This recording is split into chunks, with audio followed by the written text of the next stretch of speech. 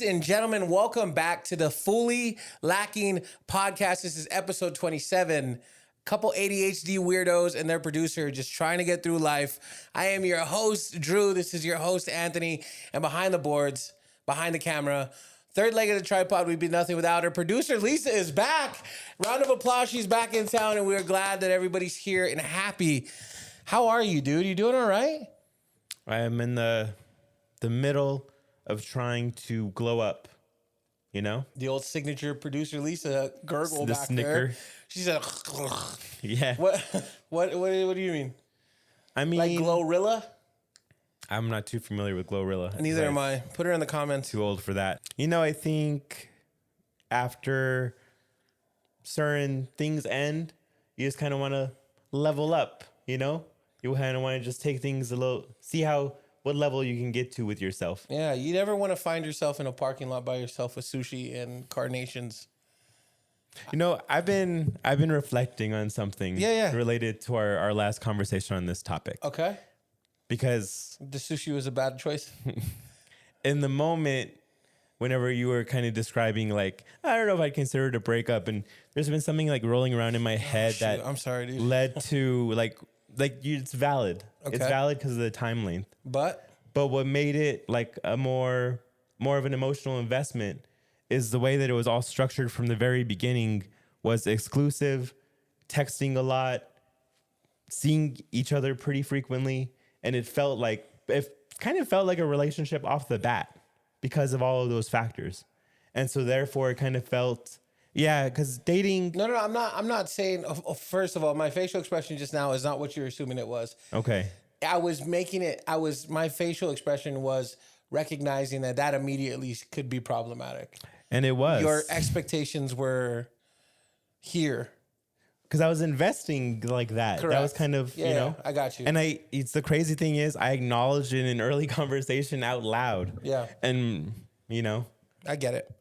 Rose-colored glasses, red flags. I've never understood rose-colored glasses. It just means like you see the world through like pretty eyes? Yeah, but also because there's a certain color, things that are that same color, you miss out on. So if you think about it, rose-colored glasses, red flag, you're going to miss out on the color of that flag. Could you imagine if your fucking glasses were rose-colored, bro? You see the prettiest things like up close and personal. Oh, yeah. Lisa's, listen. She'd look at Mars and it would look like a neutral colored planet. Producer Lisa has literally the thickest glasses I've ever seen on a human, period. Yeah. It's true. Can you like put him in front of the camera lens? Can you just do this? Like kind of. Bro, it'd zoom in on the particles on my face if she did that. Poke him out a little bit. Poke him out like this. Keep going. Oh, wow. Whoa. All right. You could see protons and neutrons through that. You can literally see what the universe is created from. Yeah. That's insane. Well, listen, I want you to know something, and I say it with love in my heart. It's not that I didn't think it was a relationship, even though it wasn't. It wasn't. You weren't dating her. You were seeing her. And I know like this new generation is called talking. We were talking. You guys were talking. You guys were, I don't know, in the old times, would you call it going steady? Like, I don't know what it's called. I don't know either, but I know like it felt like it. The structure was set up in a way that didn't allow for pacing. And that was problematic in its own right. Yeah.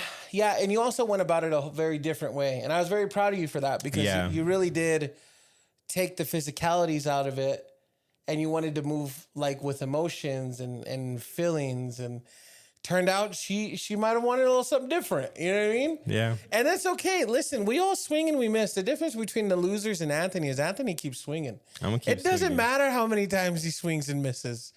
It's apparent. I don't like that. What I don't like that. He is apparent. Because you're implying there's been lots of swings and misses, and perhaps there has. But we can leave that off the podcast. No. Listen, we don't have to get into the details of it. But the glow up, right? Yeah. Mm-hmm. So, you know, one of the last podcasts I talked about wanting to about the excitement for fall outfits and attire. Mm-hmm. You know, I got leather jacket. I got it going today. But I want to hit up a mall in our nearby sister city of El Paso and get a little bit more fall outfit going. Cool. And get some pictures set up and get right back into the game. Are you a gray sweatpants wearer? Can you like rock it like that? I have one pair of gray sweatpants that I wear, and I go to the gym. What do you mean? Oh, what are you doing? He doesn't know what that means.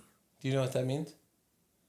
I know there's some sort of deeper implication that probably will lead to a pause for edit. Yeah, maybe we won't bring that up. Anyways, listen, our watchers and viewers, if you want to see Anthony in gray sweatpants this fall, he has one pair, so you can catch him at the gym. Anyways, that's cool. I'm excited to see you in some fall clothing.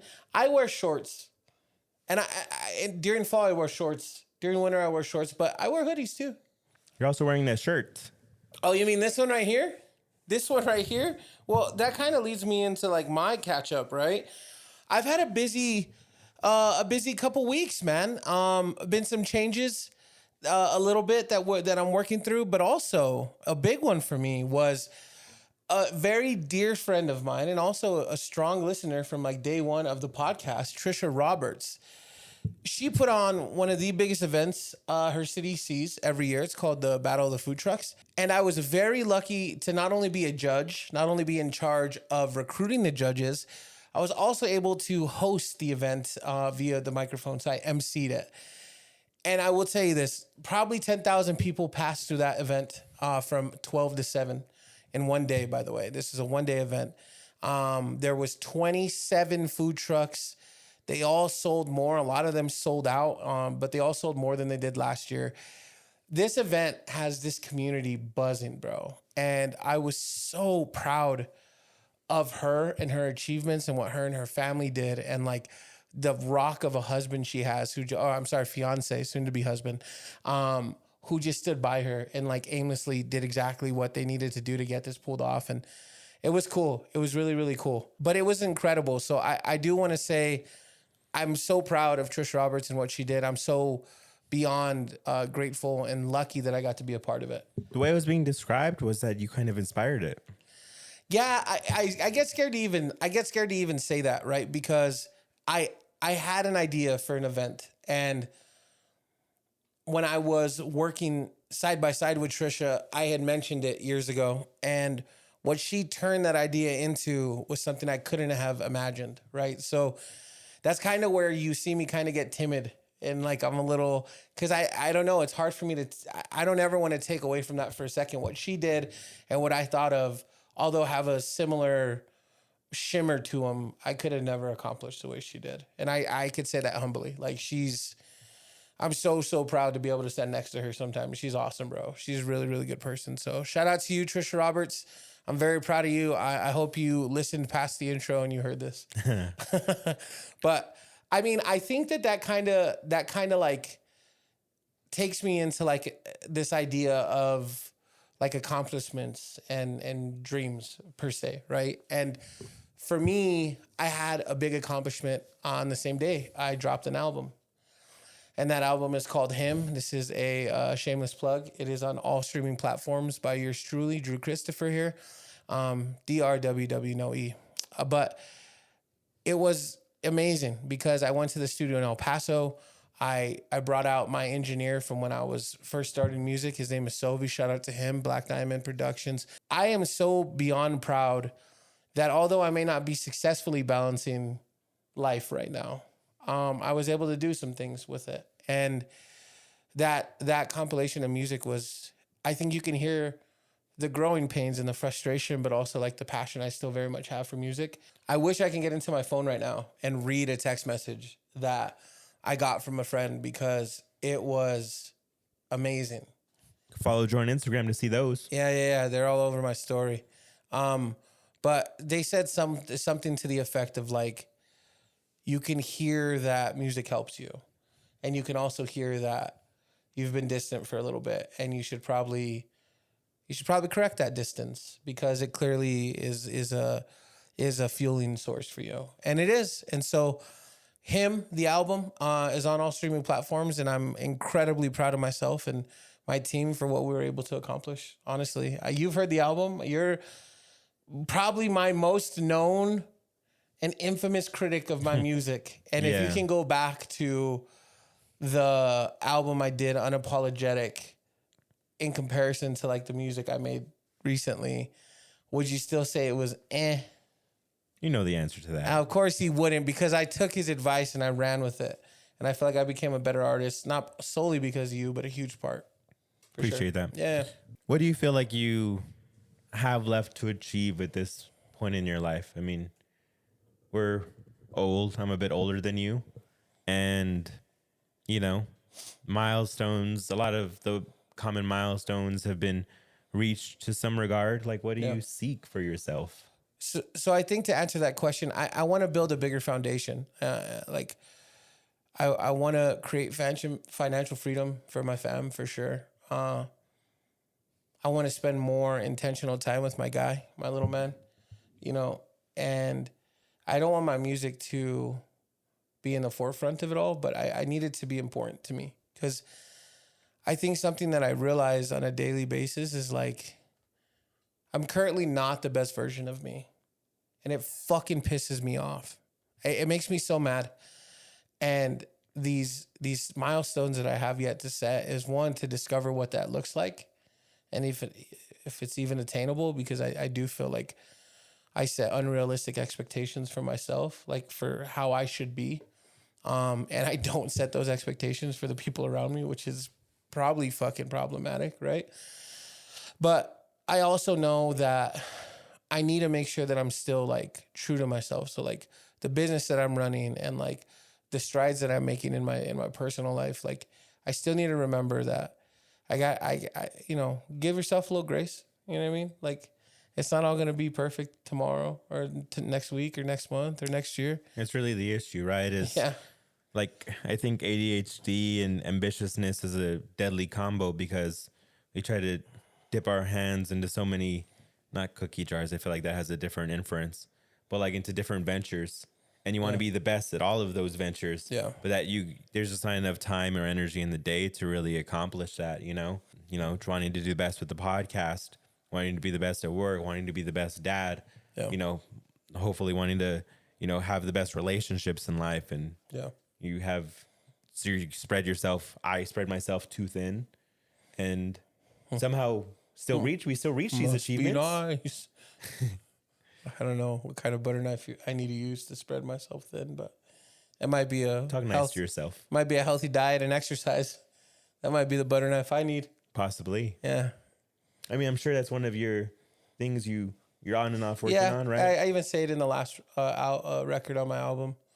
I said after this, I'm going to take me a little break. I'm going to lose me a little weight. Stuff like that. Yeah.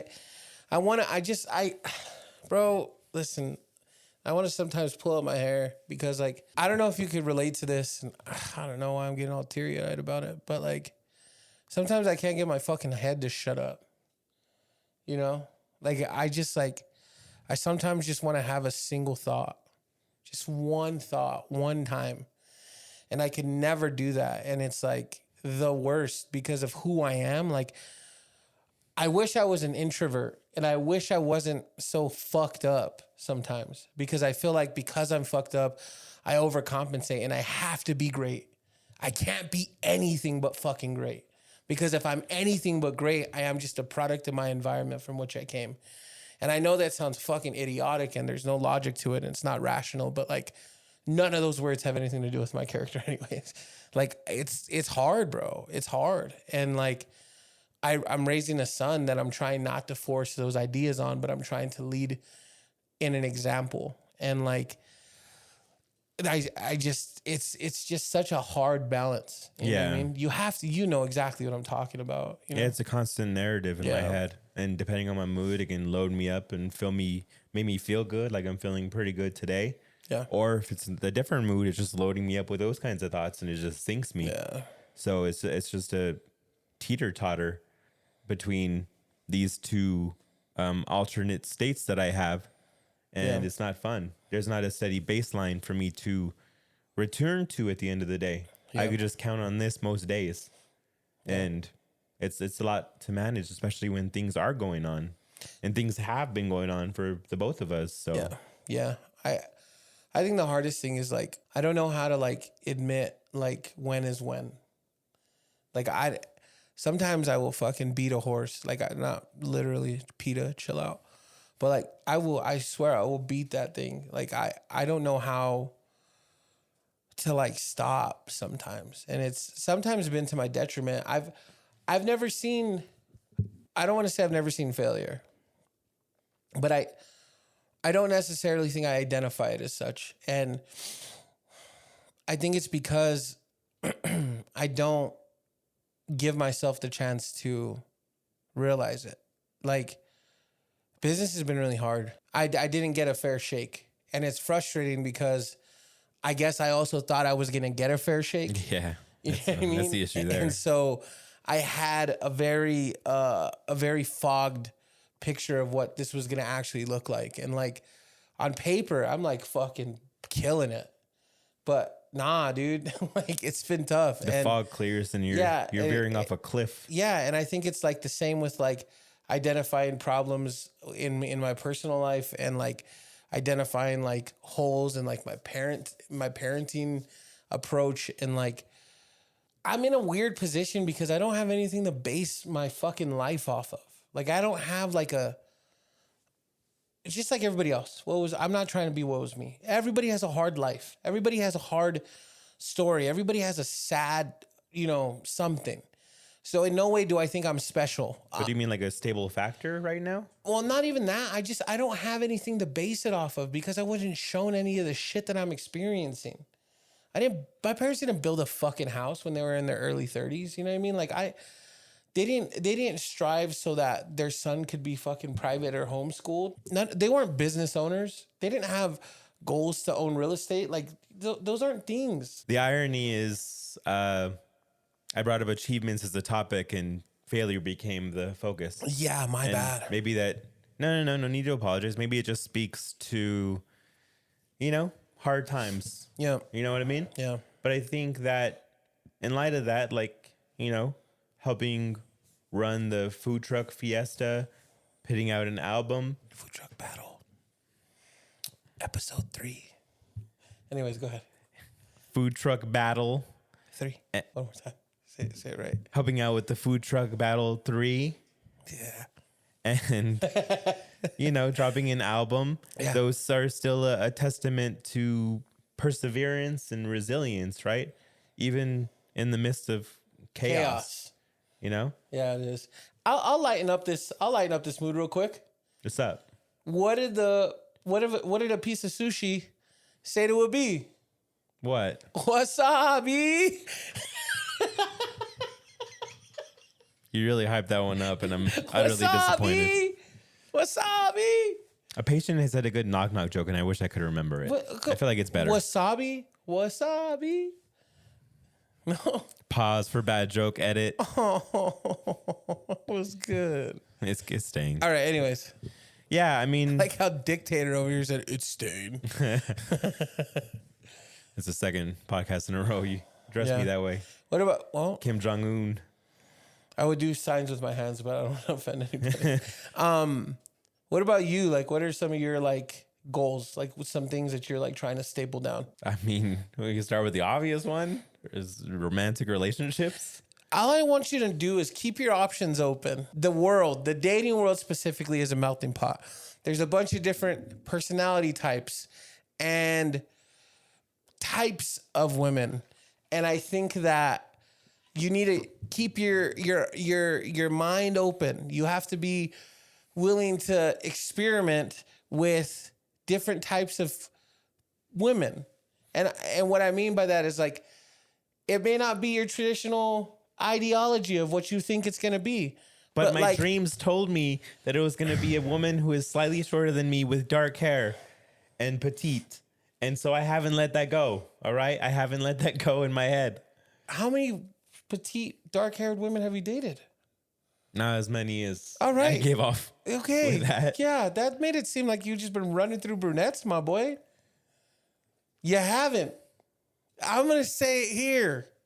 Don't edit this out. I think I've been pretty open-minded as far as types that I've been seeking. I have. I agree. And more often lately, but I still gravitate back to, I'm not going to go back to the last podcast where I discussed types, not the last one, but a couple episodes ago. Yeah, I got you. It's challenging. So that would be the place. And I had another like woman-related dream, and that's what brought up all of the history of these dreams for me. And I think dreams, not as a therapist, as a human being, I do feel like I like to take meaning from my dreams. I wake up. It's like, what can I take from that dream that I can apply to my life? Clinically speaking, scientifically speaking, there's probably a bunch of gibberish. I'm just like horoscopes, just picking out something meaningful. But I like to do that. Like, what about you? Horoscopes aren't real?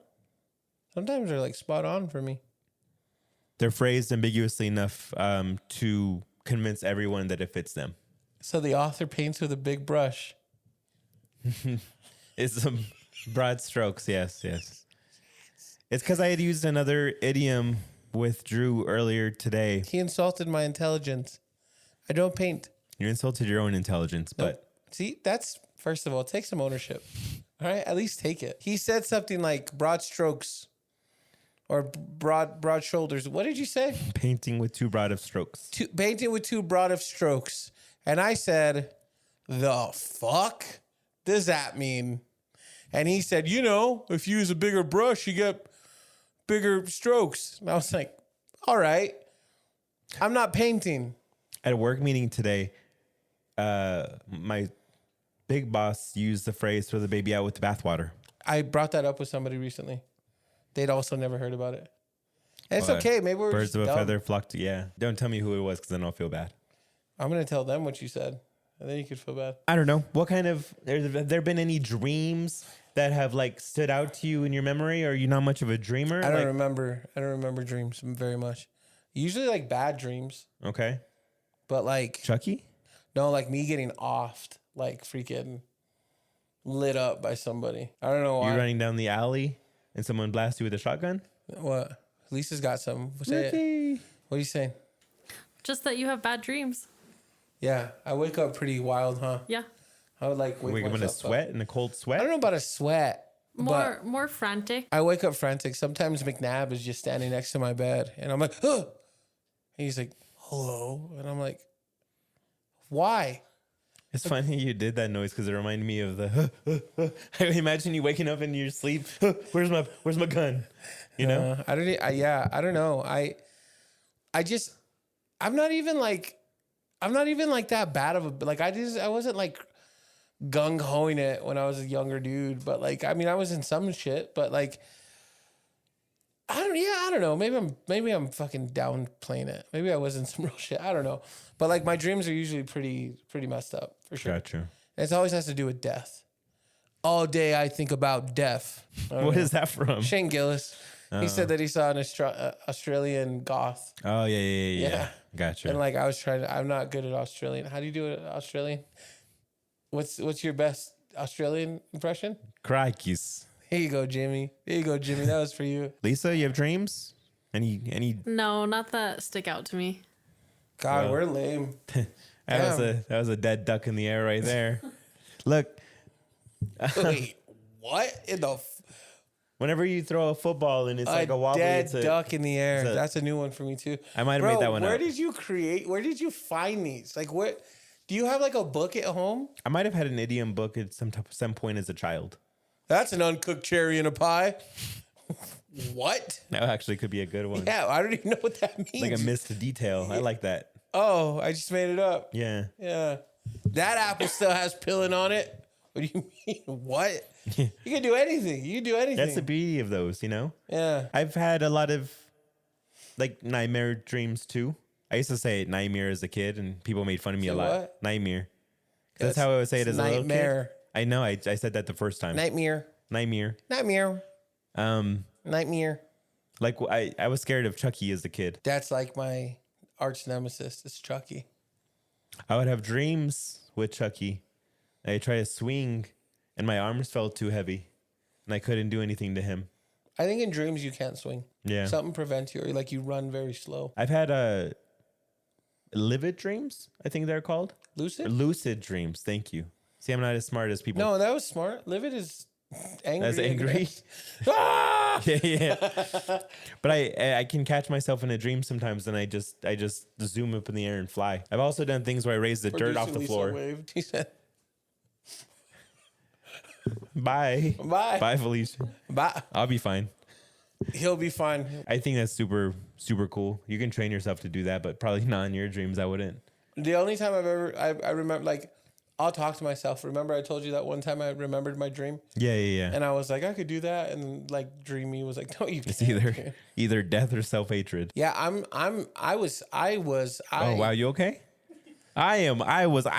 Chucky got you shook, bro. What did he do to you? One time we were in Vegas and Drew would not walk past the person in a costume. Oh, there's something deeper going on here. Yeah, We're going to hear it right so now. I'll tell you. So I was raised with two big sisters. And my big sisters were dicks. R.I.P. Jess. I hope you're well, Jen. They picked on me. I was a little brother. So my mom got out of prison. She lived in like a mobile home and a trailer park on like the other side of town. So my parents weren't obviously together right away when my mom got out of prison. She lived in a trailer. And like we would spend time with my mom and then we'd go back to my dad's or whatever. My sisters wanted to watch Chucky. My mom was like, don't let that little boy watch Chucky. They made me watch Chucky. I sat crisscross applesauce in front of that brown tube TV with them and I watched Chucky. Well, my mom or somebody had got me a happy camper doll. And it was very similar, if not the exact same of the Chucky doll. And it sat at the foot of my bed normally. So after Chucky, because that was BC, this is now AC, right? Oh, that's good. Yeah. So after Chucky, I'm in bed and I'm just staring at it. And it's staring at me. And I couldn't sleep and I couldn't sleep. But I couldn't tell my mom why. Because my sisters made me promise I wouldn't tell her I watched that movie. So loyalty to my sister started a long time ago, right?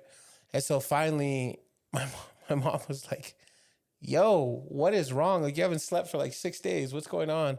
And I was like, it's just that doll. And then, so my mom like threw the doll out. And then I was like, nah, you got to do something else with that doll. So my mom ended up chopping it up and lighting it on fire. Y'all didn't watch The Bride of Chucky, though? Not It yet? hadn't been out yet. Oh, man. So This was in the 90s. That movie must have rocked your world. Like, Bro. he's not gone altogether. Bro, listen. So, like, she finally found out, obviously, but Chucky ruined me. It ruined me. It ruined me my whole life, my whole childhood. My sisters were the worst. It's so messed up. I feel like my cousin would trick me into watching it. He was more into horror movies. Ugh. And so he would, like, call me in whenever it was on or whatever. I don't want to put that on him, but I feel like it's possible. Yeah, I don't know what it is about that little fucker. It's the fact that the voice was just super creepy, dude. Yeah, it was. Like that voice is iconic, but like that was a legit serial killer voice. Yeah, I didn't like that. I don't want to talk about this anymore. You know what really scares me? Well, Not getting any more followers or likes on social media. It keeps me up at night. yeah, I guess that would like create some anxiety for us, for sure. I don't know. I don't know how hard it is. Like, where do people find us? Like, where's a good place to find us?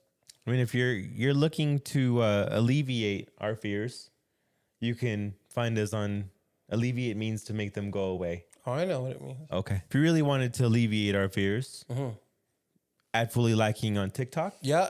At Fully Liking on Facebook. Yep. At Fully Liking on Instagram. At Fully Liking on YouTube. Click the bell, subscribe, comment. And like the videos.